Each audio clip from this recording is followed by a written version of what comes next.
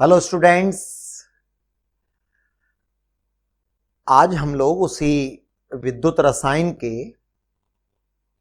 Electrochemistry, ठीक है ना, आपका 12th क्लासेस का 3rd चैप्टर भी है और उसके 3rd मॉड्यूल पर अपन डिस्कशन करेंगे। ठीक है, इससे पहले पिछले 2 मॉड्यूल के बारे में क्या क्या जानकारी दी थी, विद इन 2 या 3 मिनट में आपको उसकी मैं हाईलाइट ओरली मुंह जबानी बात बताऊं, क्योंकि हर मॉड्यूल में आपको पिछले वीडियो से हमेशा बताता चला रहा हूं कि हर मॉड्यूल बेटा पिछले मटेरियल के बेस पर ही आधारित होता है। आगे वाला जो मॉड्यूल होगा वो उसी पर आधारित होगा, ठीक है, जैसा आप जानते भी हैं।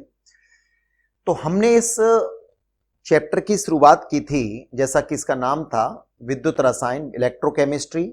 ठीक है, चालक पदार्थ क्या होते हैं, ठीक है, जिनके 2 प्रकार बताए थे। धात्विक चालक वो होते हैं जिनमें विद्युत का प्रवाहन इलेक्ट्रॉनों के माध्यम से होता है, आवेशवाहक का कार्य इलेक्ट्रॉन करते हैं। और दूसरे कौन होते हैं, जो रासायनिक पदार्थ होते हैं। दूसरे रासायनिक पदार्थ का मतलब है विद्युत अपघटनीय पदार्थ। ठीक है, विद्युत अपनी पदार्थ का मतलब है जो आयनों में टूट जाते हैं। ठीक है, उनको अपन ने विद्युत अपनीय चालक कहा है और उन्हें हम लोगों ने आयनिक चालक कहा है। उनमें आवेशवाहक का कार्य, विद्युत को ले जाने का कार्य आयनों के माध्यम से होता है। ठीक है, ये बात समझ में आई होगी। तो अपन को हमें इस 12th क्लासेस की केमिस्ट्री में खास तौर पर मेनली फोकस करना है विद्युत अपघटनीय चालक के बारे में। ठीक है, यानी आयनों वाला कहानी पढ़नी है। विद्युत अपघटन क्या होता है ये पढ़ा था। जब विद्युत प्रवाहित की जाती है तो जो पदार्थ हमने पिघला हुआ या जली पदार्थ लिया था, उसके धनायन और ऋणायन अपने विपरीत आवेशित इलेक्ट्रोड की ओर गमन करते हैं। ठीक है, समझ में आई होगी। अगर आप ये वीडियो देख रहे हैं और वीडियो नंबर 2 नहीं देख पाए, आप पिछला मॉड्यूल नहीं देख पाए, तो पहले उसको देखेंगे आप लोग। ठीक है, तो आयन वहां विसर्जित करेंगे विपरीत आवेशित इलेक्ट्रोड की तरफ, जिनको कैथोड और एनोड कहते हैं हम लोग। ठीक है ना, कैथोड की तरफ कैटायन गमन करते हैं। कैटायन कहते हैं धनायन को, क्या करने के लिए, विसर्जित होने के लिए। अब सोचिए, धनायन यानी कैटायन कैसे विसर्जित होगा, डिस्चार्ज होगा, तो आप कहोगे सर इलेक्ट्रॉन को ग्रहण करेगा।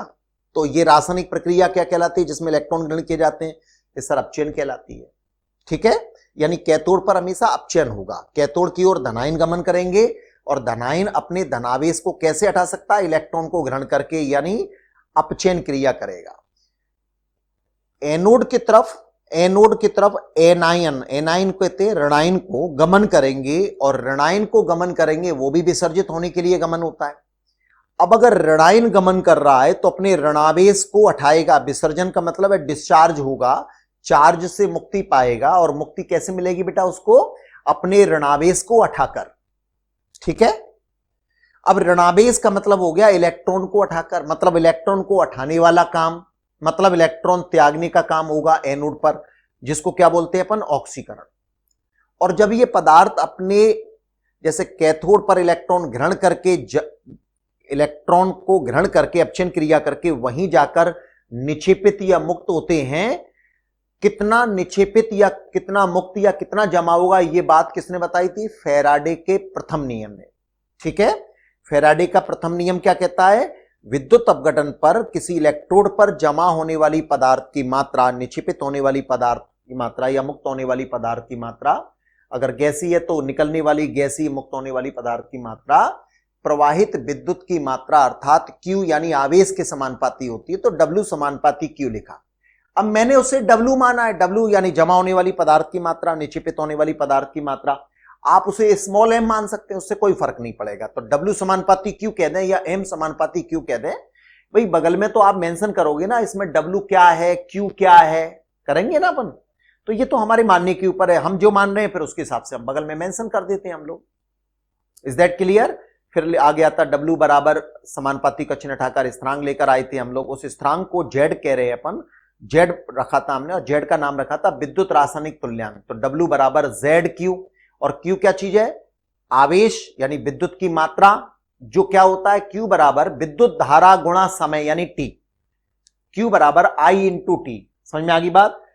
अब जो Z है, Z को परिभाषित किया था हमने, जिसका मतलब था कि सिर्फ 1 कूलाम विद्युत आवेश अगर प्रवाहित किया जाए तो जमा होने वाली पदार्थ की मात्रा को जेड कहते हैं, यानी विद्युत रासायनिक तुल्यांक कहते हैं।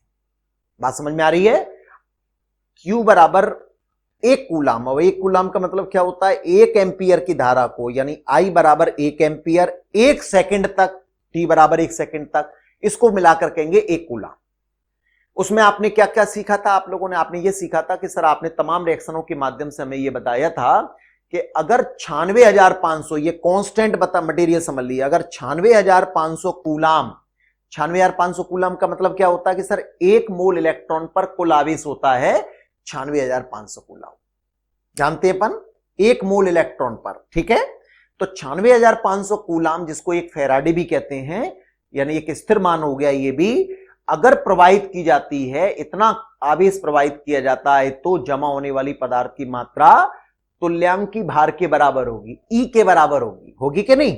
ई का मतलब जैसे सोडियम का ई यानी इक्विवेलेंट वेट, यानी तुल्यांकी भार 23 होता है, एल्यूमिनियम का 9 होता है, सिल्वर का 108 होता है, मैग्नीशियम का 12 होता है, कैल्शियम का 20 होता है।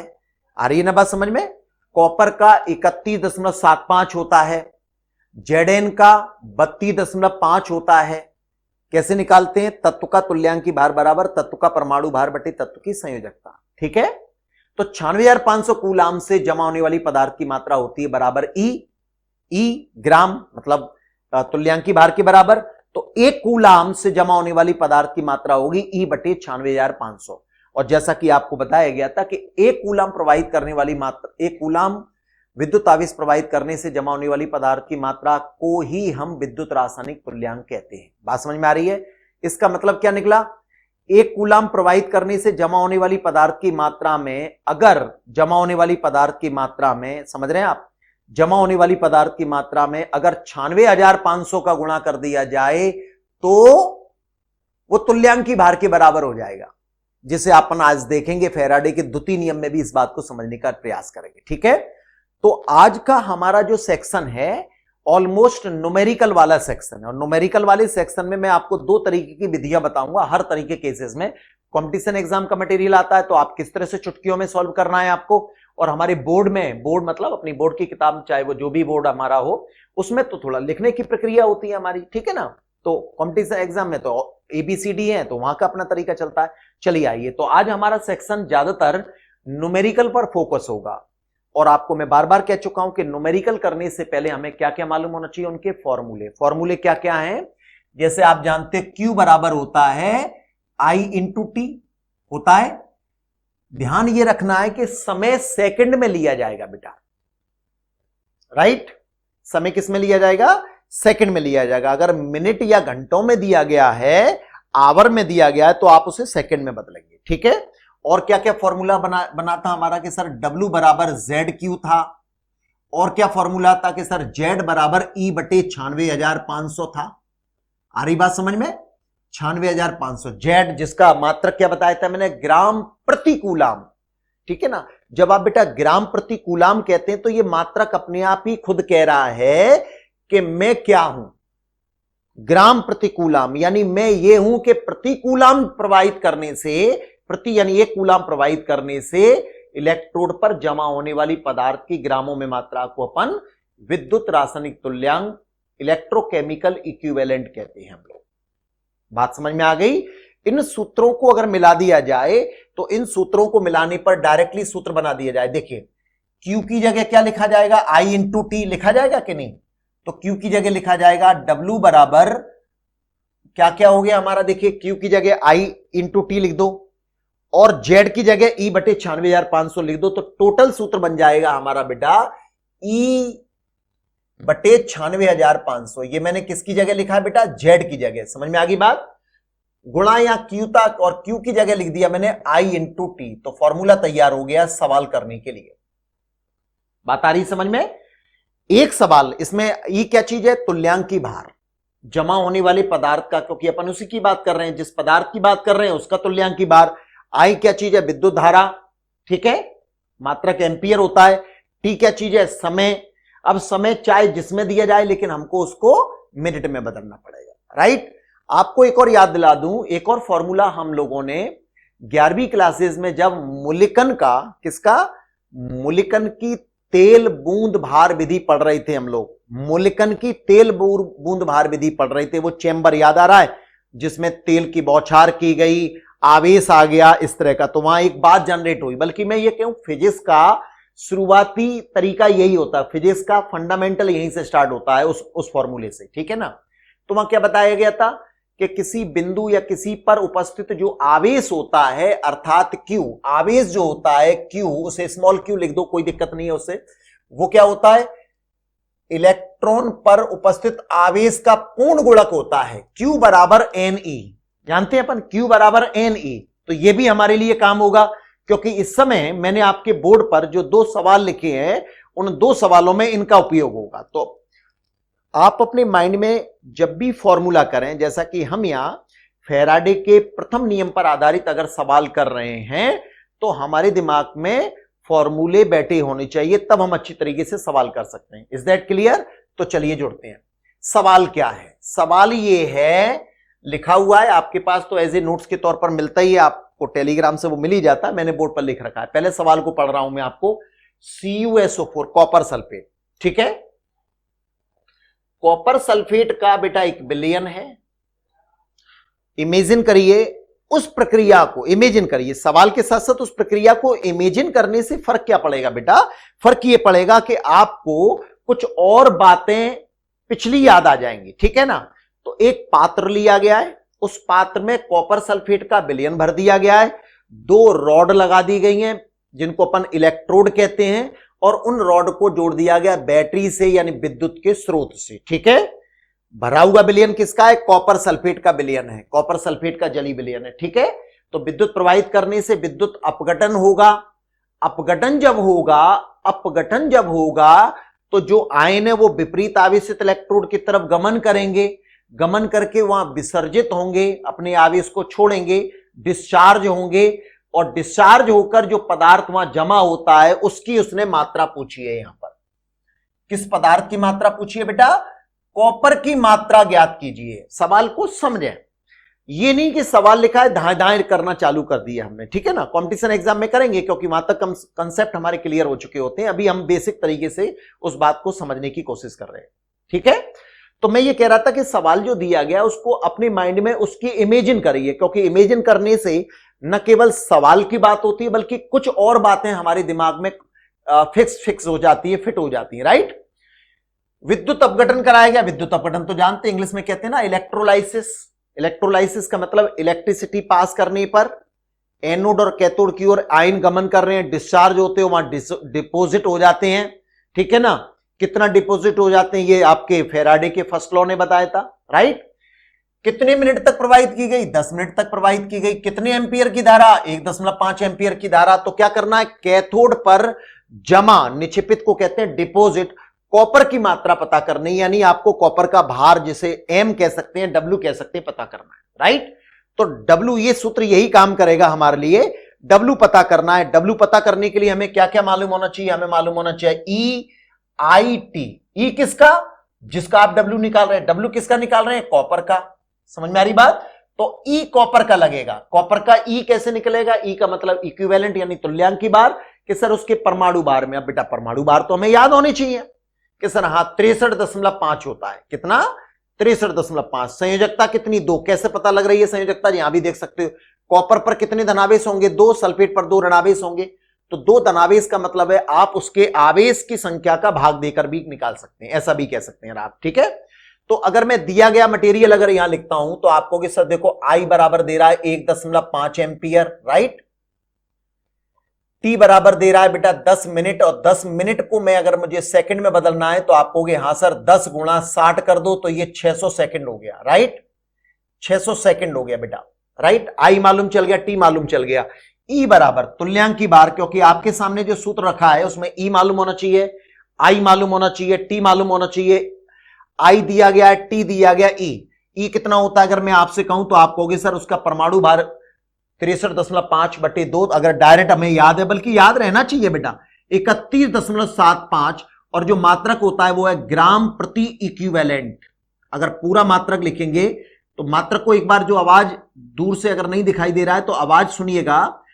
तुल्यांकी भार का मात्रक होता है EQI शॉर्टकट में, ग्राम प्रति इक्विवेलेंट, राइट। इसका मतलब इतने ग्राम को एक इक्विवेलेंट कहते हैं, एक तुल्यांक कहते हैं। तुल्यांक की मतलब कॉपर के लिए इतने ग्राम प्रति तुल्यांक के बराबर होता है, राइट। चलिए लगा देता हूं, अब कोई कलाकारी वाला काम नहीं है। कलाकारी का मतलब है ये चीजें मालूम है, अब अपन को वैल्यू लगानी है, लगाई गई 31.75, ठीक है ना। आई का मान लगाया गया 1.5, टी का मान लगा दिया आपने 600 बेटा, ठीक है। 10 मिनट दिया गया था, मिनट को सेकंड में बदल लिया गया, बटे 96,500। अब कोई खास कलाकारी वाला तो काम है ही नहीं, क्यों?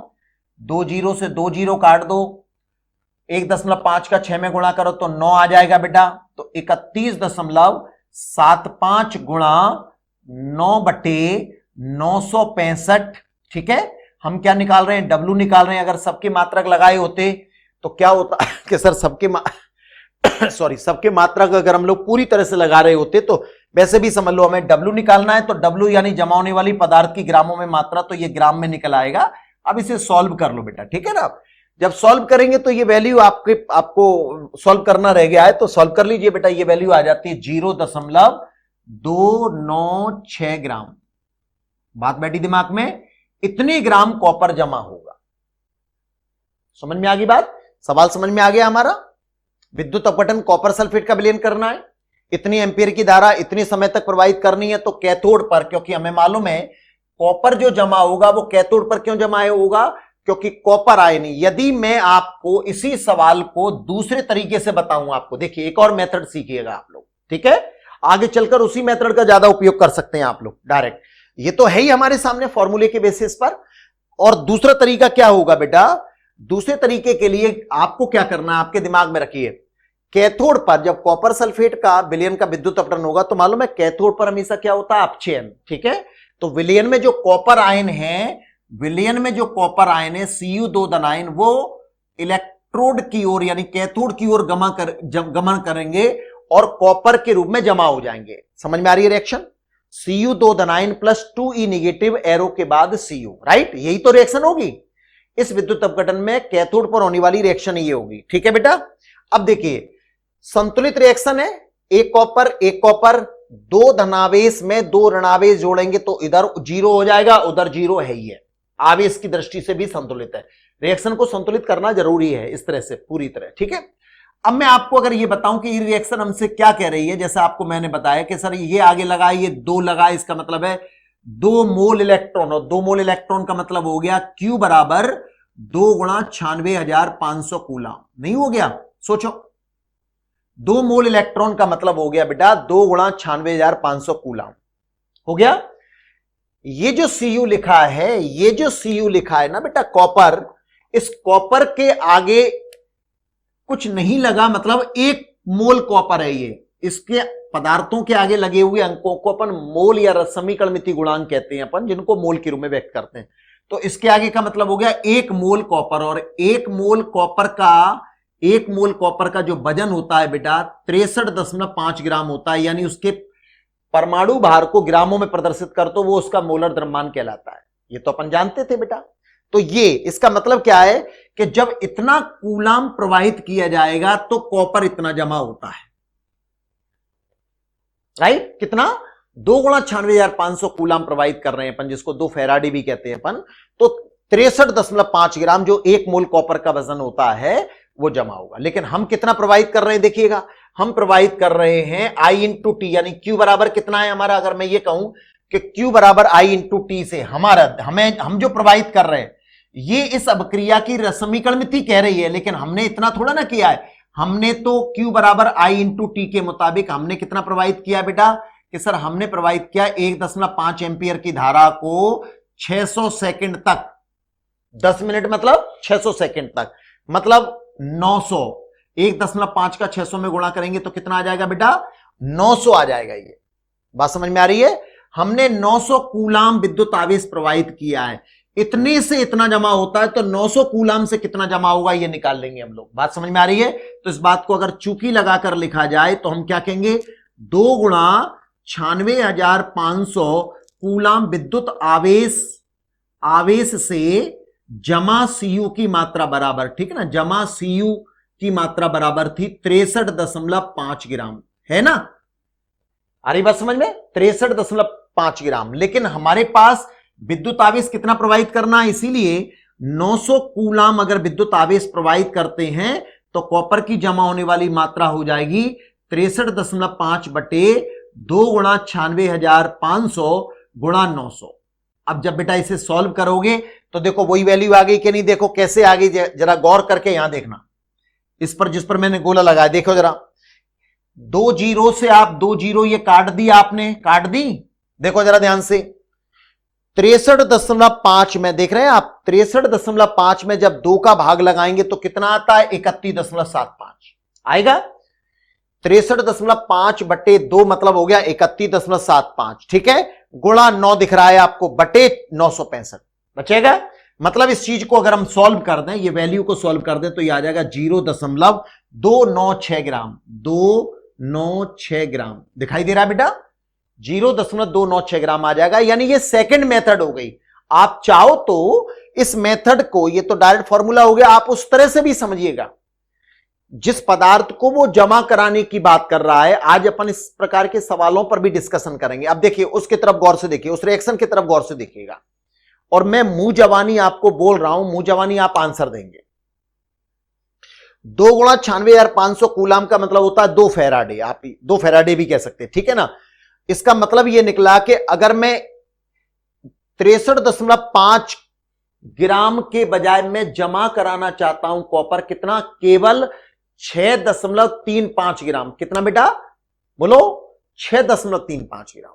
ये कितना जमा हो रहा है, 63.5 पर 63.5 तो तब जमा होगा जब 2 फैराडे, 2 गुणा 96,500 यानी 2 फैराडे आवेश प्रवाहित करेंगे। मैं केवल कितना जमा कराना चाहता हूं कि सर आप बता रहे हैं 6.35 ग्राम आप जमा कराना चाहते हो, जो इसका 63.5 का 6.35 ग्राम कितना होता है, 10वां भाग। तो अगर इसका 10वां भाग जमा कराना चाहते तो यहां भी 10वां कर दो, इसका भी 10वां कर दो, 10वां यानी 10th पार्ट, मतलब 2 फैराडे, 2 गुणा 96,500 कूलाम, 96,500 कूलाम को 1 फैराडे कहते हैं, तो 2 फैराडे का 10वां भाग मतलब 2 बटे 10 फैराडे, मतलब 1 बटे 5 फैराडे, मतलब 0.2 फैराडे, 5 दूनी 10, 0.2 फैराडे, यानी आप 6.35। तो ये हो गए ओरली जवाब देना। क्वेश्चन किया गया कि 6.35 ग्राम कॉपर जमा कराने के लिए, कॉपर सल्फेट का विद्युत अपघटन कराने पर 6.35 ग्राम कॉपर जमा कराना है तो कितने विद्युत आवेश की आवश्यकता होगी। अब जब विद्युत आवेश कहा गया है तो चाहे आप फैराडे में आंसर कह दो या कूलाम में कह दो, अगर वो कह रहा है कितने कूलाम तो कूलाम में ही देना है, तो 2 गुणा 96,500 बटे 10 का भाग देना है, क्योंकि वो भी 10वां भाग है तो ये भी 10वां भाग है। और अगर इसका दुगना करना है, जमा कराना है, तो इसका दुगना कर दो, इसका 8वां भाग करना है तो इसका 8वां भाग कह दो। समझ में आ रही ना बात। तो ये तो रहा सवाल। उम्मीद है आप लोगों ने, अगर नोट कर रहे होगे मेरे साथ में तो नोट कर लीजिए आप लोग। और अब मैं आपको दूसरे सवाल से परिचित कराने जा रहा हूं, ठीक है, जो नीचे लिखा गया है, ठीक है ना। अगर आपको स्क्रीनशॉट लेना है, स्क्रीनशॉट ले लीजिए। वैसे आपको लिखना चाहिए, स्क्रीनशॉट के साथ साथ लिखना भी चाहिए, वो भी ले लें और नोट भी किया करें अपन। दूसरा सवाल है, जैसा आपको मालूम है कि चालक 2 प्रकार के थे, तो मैंने इसलिए जानबूझकर 2 सवाल लिखे गए। ऊपर वाला सवाल विद्युत अपघटनीय चालक वाला सवाल हो गया, और नीचे वाला सवाल धात्विक चालक वाला उदाहरण ले लिया, ठीक है। देखो, धातु का एक तार है बेटा, सवाल को समझो। धातु का एक तार है जिसमें 0.5 एम्पियर की धारा, यानी आई का मान दिया है इसने 0.5 एम्पियर, ठीक है, सीधा सीधा दिख रहा है हमें। 2 घंटे तक प्रवाहित की गई बेटा, टी का मान दे रहा है वो 2 घंटे, और 2 घंटे को आप अगर 2 गुणा 60 के, सर अभी मिनट में बदला है, गुणा 60 फिर कर दो, अब तो सेकंड हो गया कि हाँ सर अब सेकंड हो गया, यानी अगर पूरा कहे तो 6, 36, 36 दूनी 72, 7,200 सेकंड हो गई बेटा, ठीक है, 7200 सेकंड 2 घंटे का मतलब।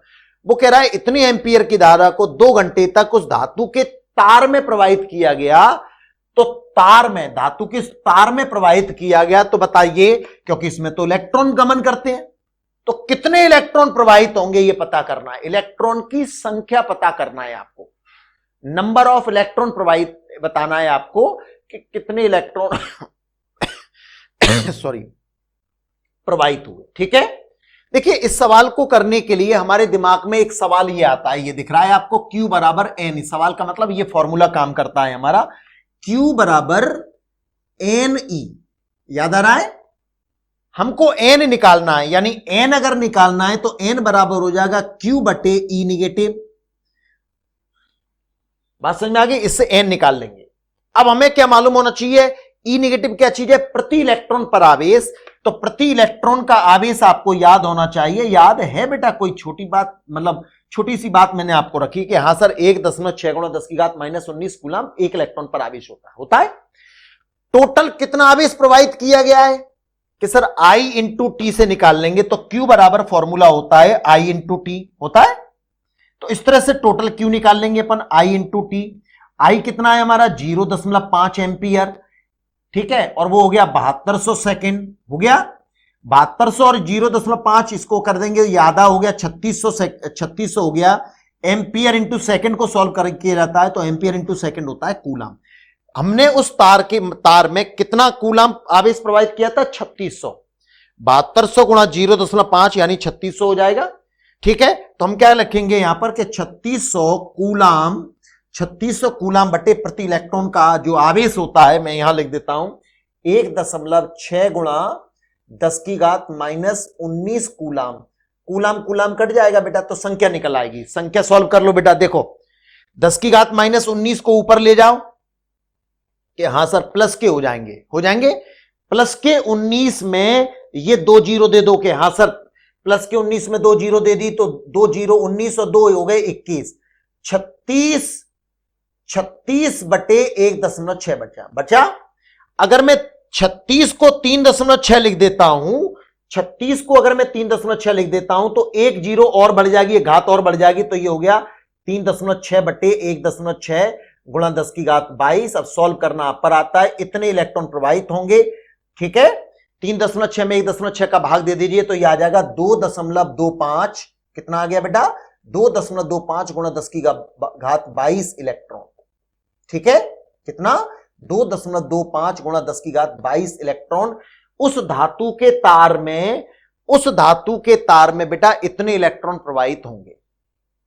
बात आ रही दिमाग में? ठीक है, समझ में आ रहा है ना सवाल? कोई दिक्कत? बहुत आसान तरीके से मैंने समझा दिया। तो इस तरह से हम लोग इस प्रकार के सवालों को करेंगे। एक सवाल मैंने आपको और दिया है जिसको आप खुद करिए, जिसमें हमने पदार्थ की जमा होने वाली मात्रा नहीं निकलवाई है। हमने क्या निकलवाया है बेटा? वो ऑलरेडी किया हुआ है तो आप उसमें देख सकते हो। हमने उसमें यह पता है कि I की वैल्यू कितनी हो, कितनी एम्पियर की धारा को प्रवाहित किया जाए। Is that clear? तो चलिए इसको तो मैं कर देता हूं बेटा इरेज, और इसको इरेज करने साफ करने के बाद हम आगे की बात पढ़ने का प्रयास करेंगे, ठीक है। तो ये सब नोट हो गया होगा बेटा। आपने अगर अभी भी नहीं लिया है तो फटाफट स्क्रीनशॉट लीजिए, ठीक, स्क्रीनशॉट ले लो बेटा जल्दी से। स्क्रीनशॉट लेने के बाद में अब मैं आपको आगे की बात से परिचित कराने जा रहा हूं, ठीक है। अगला और इसी तरह की बात को हम करेंगे तो उसको देखिएगा। अब हमारे जो सवाल हैं बेटा, जो सवाल हैं हमारे बिल्कुल इसी तरीके के सवाल है जैसा मैंने ये दूसरी मेथड बताई थी। 2 मेथड से करवाया था मैंने आपको, ये दूसरी मेथड जो करवाई थी वो ये है, ठीक है ना। अब मैं आपको इसी तरह के बेस पर कुछ सवाल आपको बोलूंगा जिनके जवाब आप तुरंत देने चाहिए। आपको जल्दी से आप उनके सवाल दीजिए, ठीक है ना। आपकी एनसीईआरटी राजस्थान बोर्ड में तो हो गई होगा, एनसीईआरटी की बुक में भी है जो कंपटीशन एग्जाम में आपको फायदा करेंगे, ठीक है। ये देखिए, अगर मैं आपको इसी से सवाल बना दूं, फिर मैं कुछ और सवाल आपके सामने लेकर आ रहा हूं। मैं ये कहने की कोशिश कर रहा हूं कि अगर इसके माध्यम से देखिए, अगर उसने ये कहा होता कि भाई मुझे सवाल देखिएगा, और सवाल देखिए, पहली बात तो जो सवाल दिया जा रहा है, सवाल के आधार पर अपन को संबंधित अभिक्रिया लिखनी है, फिर उसको संतुलित भी करना है, ठीक है। अब मैं आपको जो सवाल बोल रहा हूं, मुंह जबानी जो सवाल कह रहा हूं, उससे संबंधित अभिक्रिया यही बनेगी। मैंने ये कहा गया कि मैंने ये बोला है आप लोगों को कि अगर मैं 5 एम्पियर की धारा 5 कूलाम विद्युत आवेश प्रवाहित करूं, कितना? 5 कूलाम। कॉपर सल्फेट के विलयन में 5 कूलाम विद्युत आवेश प्रवाहित करूं तो बताइए कितना कॉपर जमा होगा? निकल आएगा कि नहीं? 2 गुणा 96,500 कूलाम से कितना जमा हो रहा है बेटा? 1 मोल कॉपर यानी 63.5 ग्राम। बात आ रही दिमाग में? मैंने कहा है कि 5 कूलाम आवेश प्रवाहित करना है, तो यहां लगा दिया क्वेश्चन मार्क के कितना जमा होगा, यही तो बात है। या फिर यह जमा होने वाली पदार्थ की मात्रा दे दूंगा तो मैं यह आवेश पूछ सकता हूं। बात आ रही दिमाग में? तो आपको यह कहना है कि कॉपर सल्फेट वाली विद्युत अपघटन की प्रक्रिया में कैथोड पर जो जमा होने वाला पदार्थ कॉपर है उसकी संबंधित अपक्रिया ही होगी, और संबंधित अपक्रिया के बाद 2 इलेक्ट्रॉन के नीचे हमने आवेश यानी 2 गुणा 96,500 2 मोल इलेक्ट्रॉन, ठीक है, और 1 मोल कॉपर, 1 मोल कॉपर Cu के आगे 1 लगा, 1 मोल कॉपर मतलब 63.5। तो आप कहोगे सर इतने कूलाम से इतना होता है, 5 कूलाम से कितना होगा, तो निकाल लेंगे। लीजिए आंसर आ गया बराबर, अगर अपन जल्दी करना चाहते हैं तो, ठीक है ना। चूंकि इतने से इतना, तो आप कहोगे सर 63.5 बटे 2 गुणा 96,500 गुणा 5 कूलाम। बात समझ में आ गई? लीजिए आंसर आ गया ग्रामों में। इतनी कॉपर जो जमा होगा ECU का मतलब कॉपर की मात्रा, जमा होने वाली कॉपर की मात्रा ग्रामों में इतनी होगी। बेटा आप सवाल को आप लोग न्यूमेरिकल के तौर पर आप उसको कैलकुलेट कर लो, उसमें क्या दिक्कत है, ठीक है। चलिए इसी तरह के मिलते जुलते सवाल मैंने और लिखे बेटा। चलिए मेरे साथ देखिए, प्रश्न वो कह रहा है निम्नलिखित, प्रश्न दिया गया है निम्नलिखित के अपचयन के लिए कितने आवेश की आवश्यकता होगी। आवेश पूछ रहा है, वो आवेश चाहे आप कूलाम में बताइए, आवेश की आवश्यकता होगी, ठीक है। अब आप चाहे फैराडे में बताओ, आवेश की आवश्यकता होगी, चाहे कूलाम में बताओ, कोई दिक्कत नहीं। अगर वो जिसमें पूछता तो आपको फिर उसी में बताना होता। नंबर 1 मोल Al3 धनायन को Al में, ठीक है। दूसरा उसने कहा है 1 मोल Cu2 धनायन को Cu में ठीक है, कॉपर में। तीसरा बेटा उसने कहा है 1 मोल MnO4 एक नेगेटिव को Mn में, Mn2 धनायन में, ठीक है। चौथा उसने कहा है नंबर 4, जिसकी मैं अगर मैं बात करूं 1 मोल Cr2O7 को 1 मोल Cr2O7 2 नेगेटिव आयन को, Cr2O7 2 नेगेटिव का नाम होता है बेटा डाइक्रोमेट आयन को Cr3 धनायन में, ठीक है। इस तरह का एक सवाल दिया गया है। बाकी और भी सवाल दिए गए जिन पर अपन आगे फोकस कर ही रहे हैं, ठीक है। अब आप देखिएगा, सवाल को समझें और देखिएगा मैं क्या बताने की प्रयास कर रहा हूं आपको, ठीक है। सवाल यह है बेटा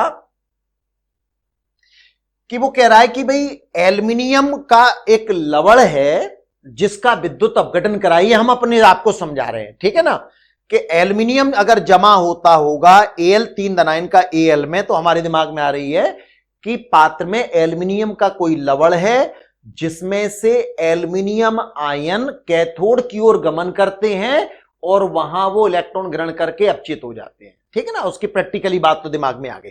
तो इससे संबंधित अपक्रिया अगर मैं लिखवाऊं तो संबंधित अपक्रिया होगी बेटा Al3 धनायन का Al में बदलाव हो रहा है, अपचयन क्रिया हो रही है, तो इलेक्ट्रॉन कितने जुड़ेंगे बेटा 3।